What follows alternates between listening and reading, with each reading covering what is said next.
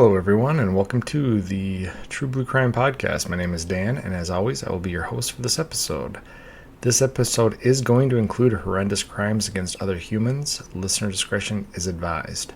If you would like to get updates about what the podcast is up to, please like and follow the True Blue Crime Productions Facebook page. More information can be found at the show's website at truebluecrimeproductions.com. And if you'd like to email me directly, my email is truebluecrimeproductions@gmail.com. If you can, please support the show via Patreon. Any donation level helps, and it will help ensure I can keep making free episodes of the podcast and expand the podcast in the future. Any donations will receive a shout out in a future podcast and a thank you message from the host. Also, for no cost, please rate and review the show on whatever platform you're listening to. Appreciate it. And without any further ado, let's dive into this episode of True Blue Crime. Music throughout the 20th century defined generations. The popular or pop music at the time was usually whatever the teenage or young adults were listening to, and personal status was often defined by what device they used when they listened to said pop music. In the 1930s, people were looking to advance the science of sound, and the concept of high fidelity was born. The music industries and film industries were driven to produce a better sound for their audiences. World War II slowed those advances during the early 40s, but many advancements during and after the war propelled the quality of sound even higher. This included reel-to-reel tape recording, a technology developed by the Germans and then shared with the sound industry after their defeat. The invention of long play or LP vinyl records meant more music could be stored on a single record and created the vinyl record craze. FM radio was introduced that sounded more clear and was less susceptible to signal loss than AM. And finally, improvements in speaker design allowed for more bass and cleaner sound. By 1974, semiconductors had replaced vacuum tubes, and sound equipment could be made smaller, cheaper, and more available to the masses. The market was flooded with a mix of Western brands and Japanese brands, as Japan had been forced to focus on an economy based on technological sales because it was banned from military investment after World War II. The resulting demand for sound equipment led to many stores dedicated to sound and electronics opening all over the country. Some were chains, such as Tech Hi-Fi and Stereolab, but some of the shops were single-owner shops run by a family or a few buddies who pooled their money together. The Hi-Fi shop in Ogden, Utah was one of those shops. In 1974, it served the city of Ogden and its roughly 70,000 people. The city had grown rapidly in the late 1800s as it was situated on the east side of the Great Salt Lake and had one of the major east-to-west railroad lines running through the town. Many people traveling to San Francisco area would stop in or pass through the city. Ogden was situated just north of Hill Air Force Base, a major maintenance base for fighter aircraft. The base was originally designed to maintain, repair, and salvage many World War II aircraft during and after the war, and in the 1960s it was selected to continue its mission, but with jet aircraft such as the F-4 Phantom, which saw service during the Vietnam War. The base was still very busy in 1974 as the Vietnam War was still active and the Cold War was in full effect. Ogden was the second largest city in Utah at the time, and the combination of a large population of youth and a military base meant it was the perfect location to start selling audio equipment. But on the evening of April 22, 1974, things were going to take a horrific turn for many people at the Hi-Fi shop. Just before closing time on that fateful night, several men drove to the Hi-Fi shop in Ogden, Utah, with robbery on their mind. Reports state up to 6 men drove to the shop, but ultimately only 3 men will be charged and brought to trial for the crimes. So for the sake of keeping things easy to follow, we will focus on the known suspects and their actions whenever possible. 4 men entered the shop armed with handguns, while 2 waited in nearby vans as getaway drivers. Although stereo equipment had gotten smaller, this was still the 1970s and well before the invention of small music players and Bluetooth speakers. The most valuable items were large audio receivers, players, and speakers, and none of that equipment was considered small. It would take a lot of space to move a valuable amount of items back in 1974. When the men came into the store, there were 2 employees working, Stanley Walker, a 20-year-old male, and Michelle Ansley, an 18-year-old female.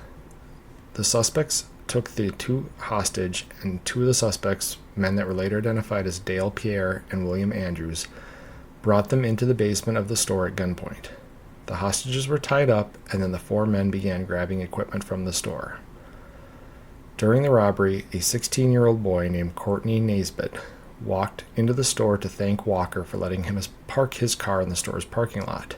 He had been running an errand at a nearby store that didn't have a parking lot. Naisbitt had unknowingly stumbled across the robbery in progress, and he too was taken at gunpoint into the basement and bound like the other two. It must have taken a while to load the equipment, because eventually Stanley Walker's father, Orrin Walker, showed up on scene to find out why his son hadn't come home after his shift ended. Orrin walked into the robbery that was still going on and was immediately taken hostage. Carol Naisbitt, Courtney's mother, also arrived around this time to see why her son hadn't returned home from running errands. She was forced downstairs with the Walkers, Michelle, and her son. All the hostages were tied up, and now the robbers had to figure out what to do with them.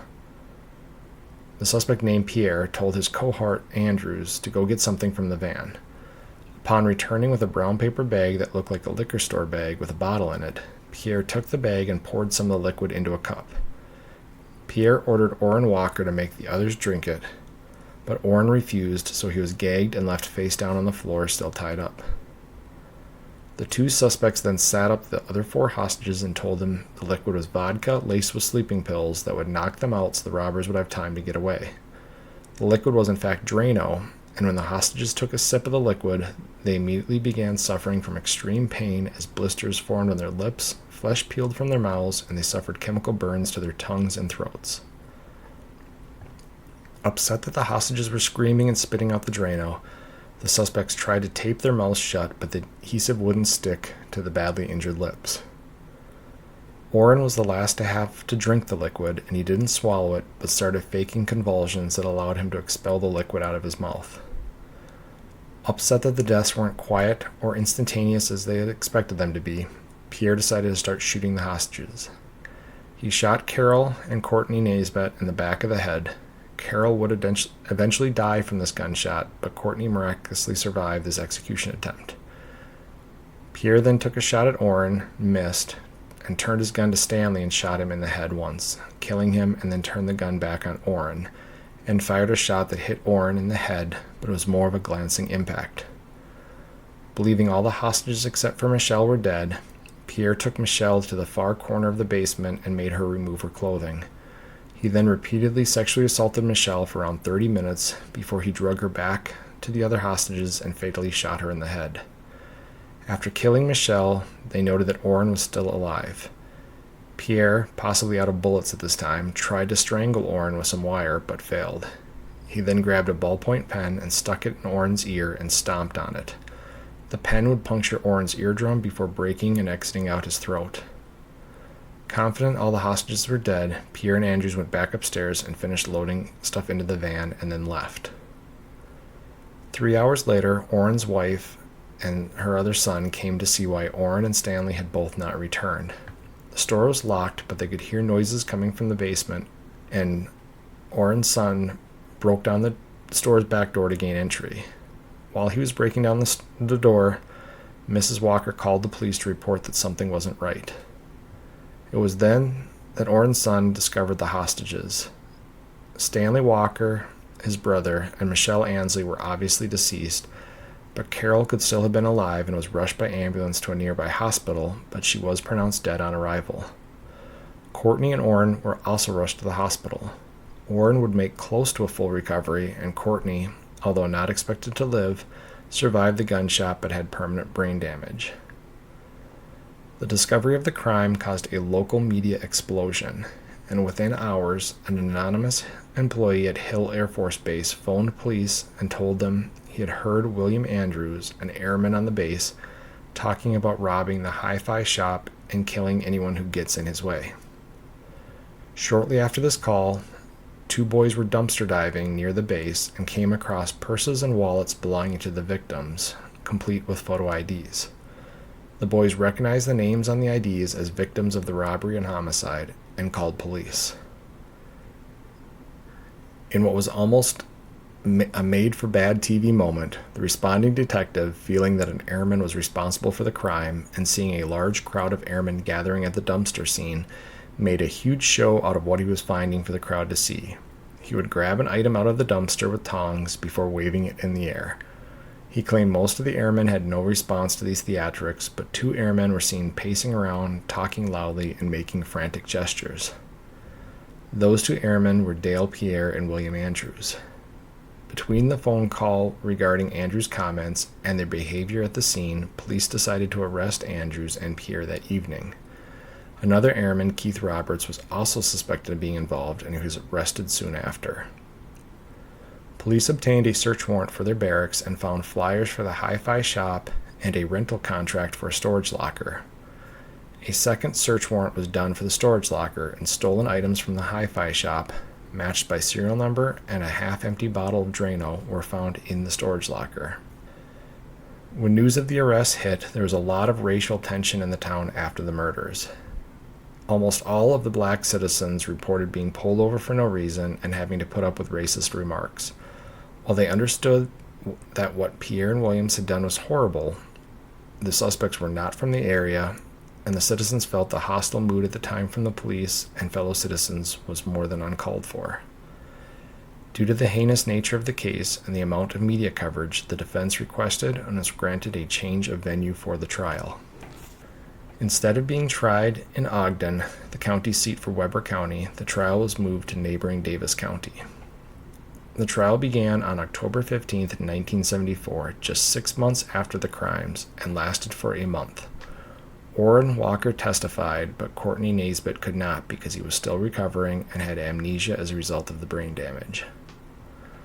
Prosecutors used Williams' statements that he had planned to rob the store and kill anyone they encountered as the motive for all that happened that night.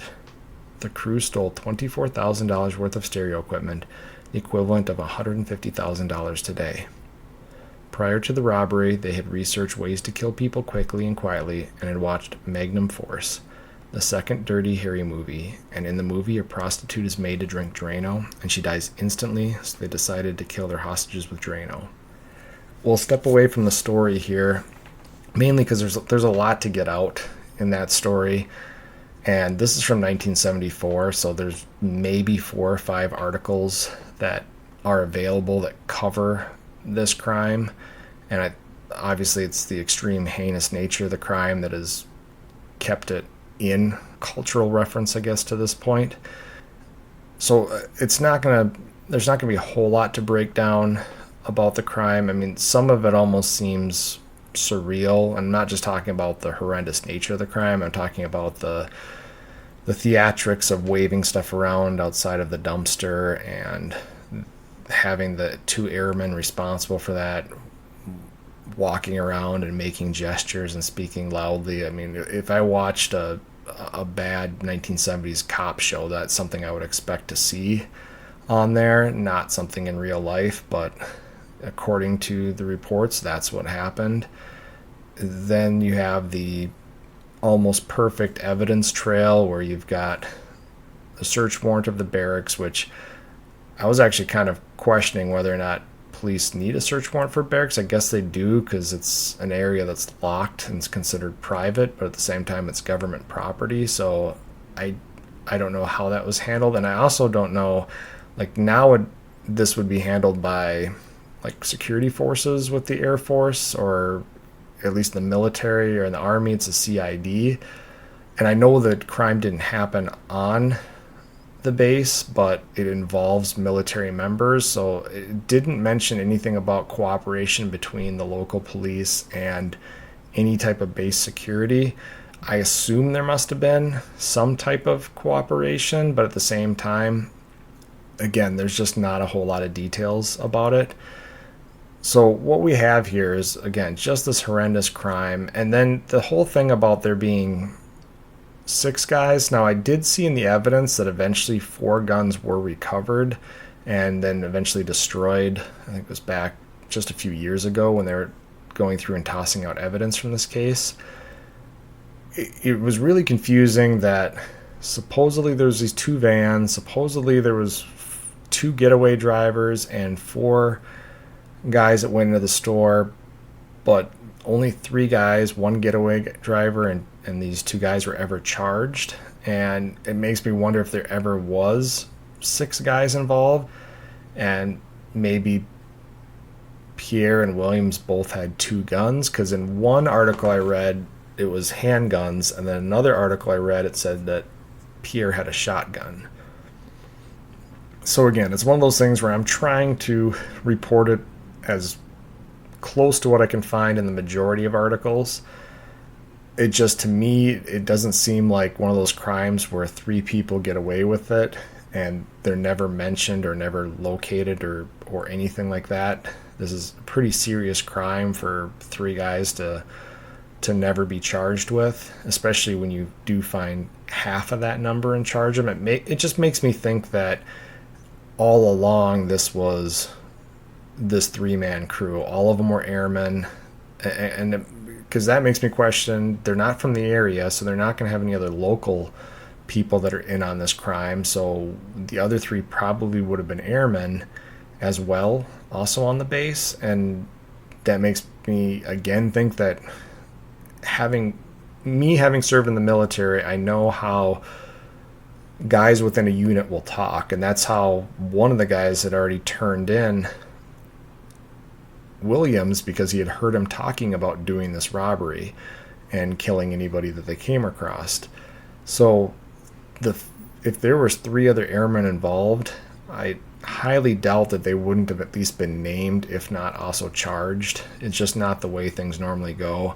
So again, this is a 50-year-old case at this point, or almost 50-year-old case, I guess. It'll be 50 next year. And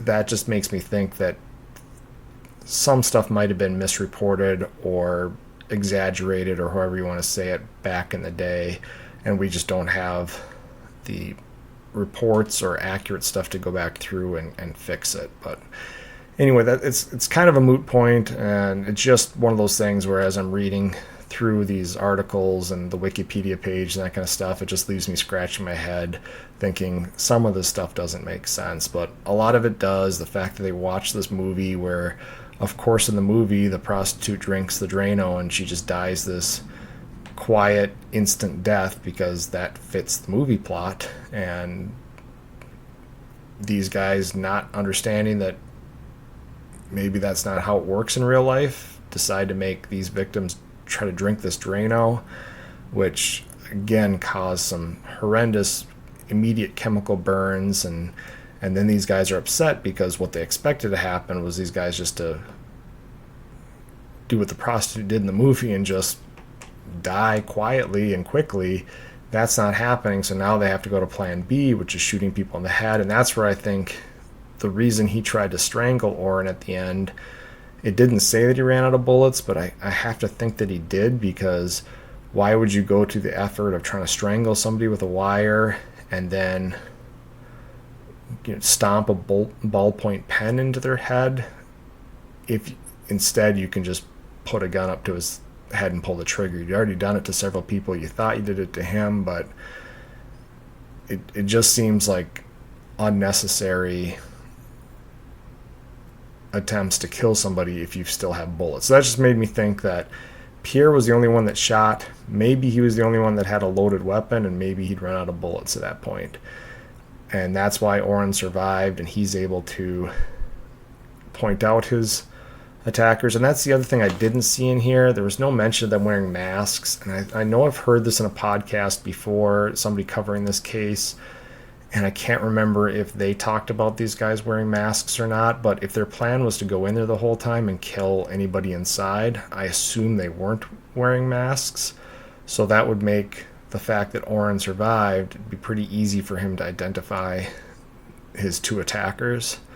So again, this was a planned out crime to a certain degree. At the same time, and even Pierre, I think, would later admit that they just expected it would be the 2 hostages. They would make them drink Drano, and then they'd have carte blanche to take everything out of the store at that point. And then when the unexpected 3rd guy walks in, and then the parents of 2 of the kids walk in, suddenly things are out of control, and their plan, although ultimately somewhat worked the way they expected it to.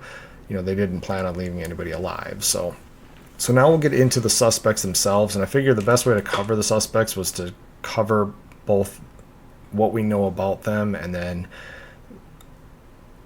what happened in the trial with them, their convictions, and their sentences, all kind of stuff at once. So Dale Selby Pierre was born in Trinidad and Tobago and moved to New York City at the age of 17. He joined the Air Force a year later and was assigned to Hill Air Force Base as a helicopter mechanic. Almost immediately upon arrival at the Air Force Base, he had been the subject of an unrelated murder investigation. A sergeant on base named Edward Jefferson was hanging out with Pierre when he noticed that the keys to his apartment and his car were missing. Pierre helped him look for the keys, but they were gone. However, the next day, Pierre returned to continue the search, and miraculously the keys were found. Jefferson suspected Pierre had taken the keys the entire time and made a duplicate set so he could burglarize the apartment and steal his car. This would later be confirmed when records of the keys being duplicated, which these would have been military keys and would have needed to be duplicated on base, and the military records everything, were found for a non-existent service member going by the name Curtis Alexander. Although that wouldn't be discovered till later, Jefferson was suspicious enough to change the locks in his apartment and in his car, and he confronted Pierre about the theft and duplication. Sometime shortly after that, Jefferson was killed via bayonet. Pierre was the number one suspect in the case, but there was no direct evidence linking him to the crime. Pierre would be arrested sometime later after he was caught stealing a car from a Salt Lake City car dealer, and he was out on bail when he committed the Hi-Fi murders. On November 16, 1974, Pierre was convicted of 3 counts of first-degree murder and 2 counts of aggravated robbery. There was no mention of charges for the sexual assault, and he was sentenced to death for his crimes. So just to expand a little bit on Pierre, apparently while he was growing up in Trinidad and Tobago, he had a reputation for being someone that got what he wanted, and that was by force or anything else. So the way I read it is he was a bully, and a bully that wasn't afraid to use force to get what he wanted. And although it's said in there that his parents weren't aware of this side of him, but then he moves off to New York at 17 and almost immediately joins the Air Force. And from this, sounds like everywhere that he went, his basic training and off to this Hill Air Force Base, his personality was so abrasive, and he was just that guy that nobody wanted to be around. And then there's this incident with his bayonet, and you guys don't know, a bayonet is the knife that goes on the end of a rifle, so that if you're in close quarters combat, you can attach the bayonet to the end of your rifle, and now you have essentially a spear. You've got the rifle itself, and then at the end of it, you've got a very pointed knife blade, and it actually goes around in a way that you can still fire the gun with it on. It's not recommended because you're not going to be as accurate with the weight and stuff, but it can be fired, not going to damage anything.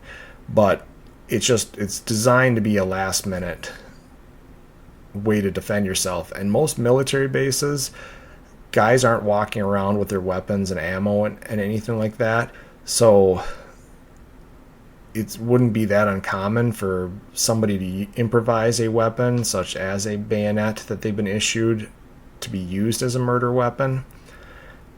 And also there's likely going to be a bayonet as part of his standard issue for this Sergeant Jefferson who was killed. So likely he was killed with his own bayonet. But they said whoever killed him, it was so much force that the bayonet was actually buried in the guy's skull.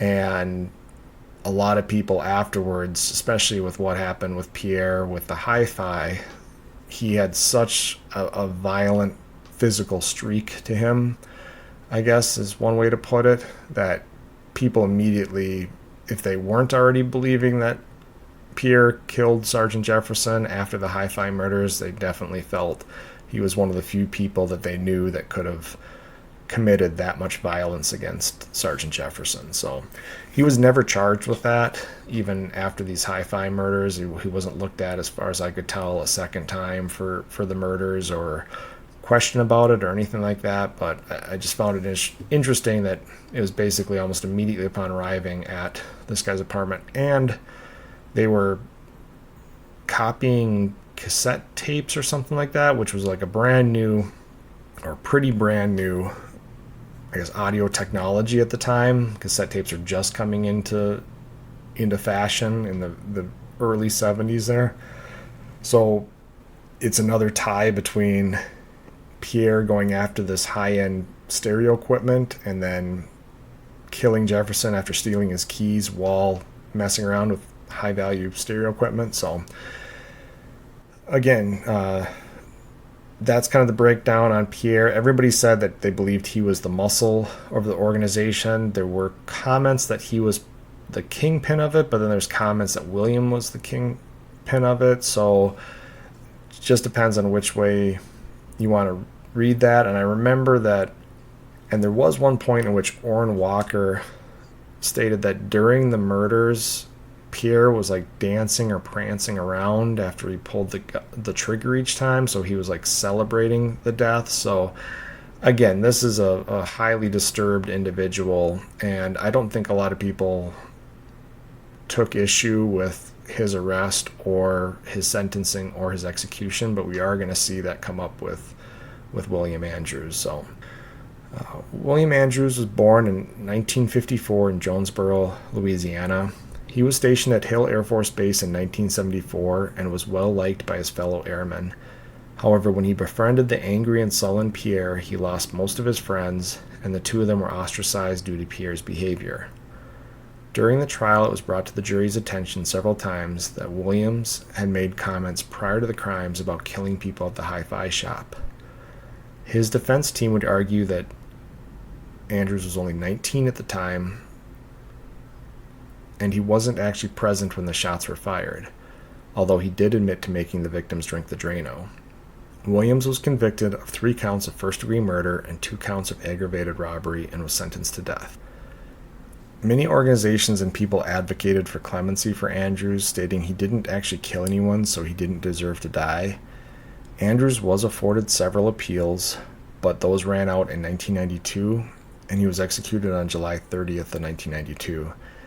This was actually deemed to be a very risky choice because LA had just experienced the worst riots in the city's history after the acquittal of the 4 officers in the beating of Rodney King, and many people feared putting a black man to death just like a month or 2 after that would incite more riots. However, the decision was made to go forward.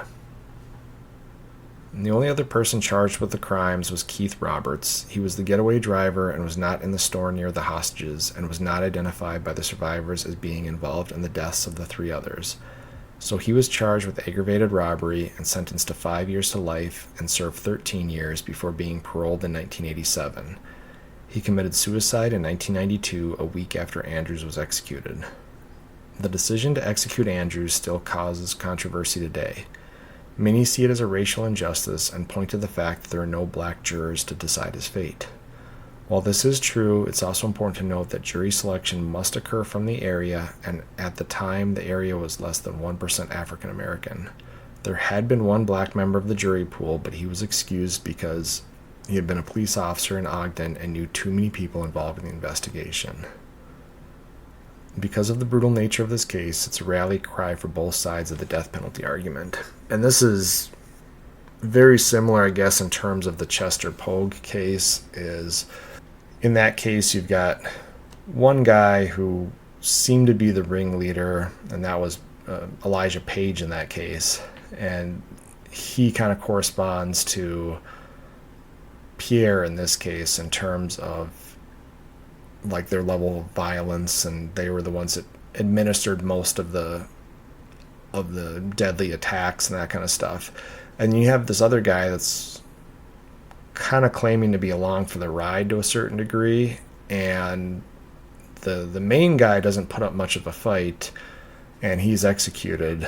And then you've got a bunch of people saying this other guy wasn't really as involved. He didn't actually pull the trigger. He didn't, do any of this stuff. So he shouldn't be put to death. And I think that's one of the problems with when you have these multiple suspects. I mean, we have a lot of people that are put to death that are single suspect killers. They're serial killers that acted alone. And then I don't think there's as much of a question. But when you get these cases where you have two guys, how much of it comes to the responsibility of the other person to stop the guy that's killing the people, and then the fact that you went along with it? And in this case, there's the testimony that Williams had premeditated the murders by telling people before this even happened that everybody in that store was going to die. So it's very difficult because the circumstances are different, but when you look at the cases, especially when there's multiple killers present, it does often cause a rally cry for both sides of the death penalty argument. And I'm guessing there probably wasn't as much issue with Pierre being put to death. I think it all falls on William Andrews in this case. And that is the difficult thing, because as far as I know, the people on the military base, and the military has a much more diverse ethnic population to it, especially during the Vietnam time.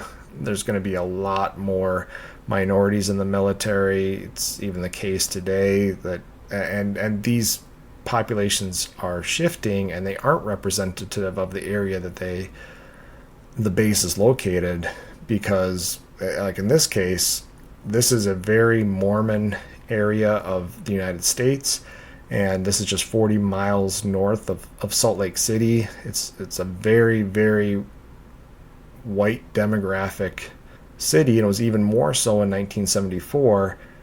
The only reason that Pierre and Andrews are in this city per se, they're on the base near the city, is because they're with the Air Force.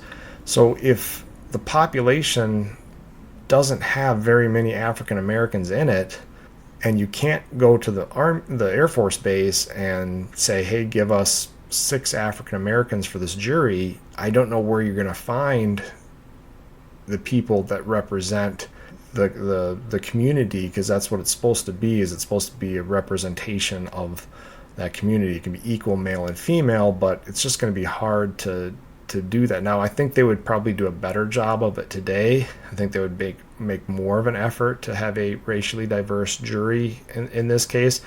Do I think it would have changed anything? I don't know. The one guy that did talk to afterwards, the guy that was in the jury pool but then got excused, he actually wanted to be on the jury for this case, and he did say that he could be fair and impartial, but they were more worried about an appeal coming on the fact that he had been a police officer and knew a lot of the investigators on this case, and that would open up grounds for an unfair trial argument, than it would be that he was sitting on the jury as a black male.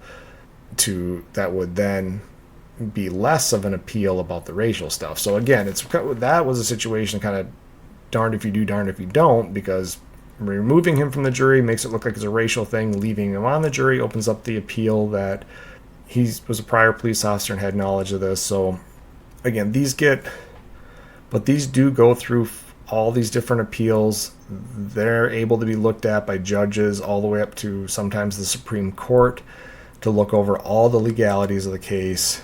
Every decision made by the judge in this case gets looked at with a microscope to see if there's any issues with the legality of the trial, of the sentencing, of the jury. And once those have all been exhausted, if the sentence is death, that person then is put to death. So again, I'm not standing here trying to advocate and say that the death penalty works every time, we should use it all the time, and nor am I naive enough to realize there haven't been people put to death in this country that didn't deserve to be. But I think you have to take a somewhat moderate approach to it and realize that you have to take a fair look at all the facts concerning a case. You can't just look at the ones that support the pro-death penalty or the anti-death penalty. And again, a lot of the times we're talking about people that have been executed, whether it be the Chester Pogue case or now this one. The acts that they did, I mean, in the case of Pierre, to haul this 18-year-old girl off to the corner of this basement and sexually assault her for 30 minutes, to put her through all that and then to drag her back and just shoot her in the back of the head like she's an animal, like diseased animal, is, I mean, if that doesn't call for the death penalty or what those guys did to Chester Pogue, again, you would just have to be completely against the entire idea of the death penalty before you say that these people don't deserve it. And that's fine. I'm not saying you can't be. That's your own choice. I'm just giving my 2 cents on these are some cases. I don't choose the outcomes. I don't choose, a lot of times when I start researching the case, I don't even know if the killers have been executed or not. I didn't know with this case. I know I'd heard it once on a podcast, but I couldn't tell you what the end result was. I thought this was one of those cases that maybe wasn't even solved from what I remembered. I think I was confusing it with either Las Cruces bowling massacre or the yogurt shop murders, as those two are still both unsolved to this day, but very similar types of crimes.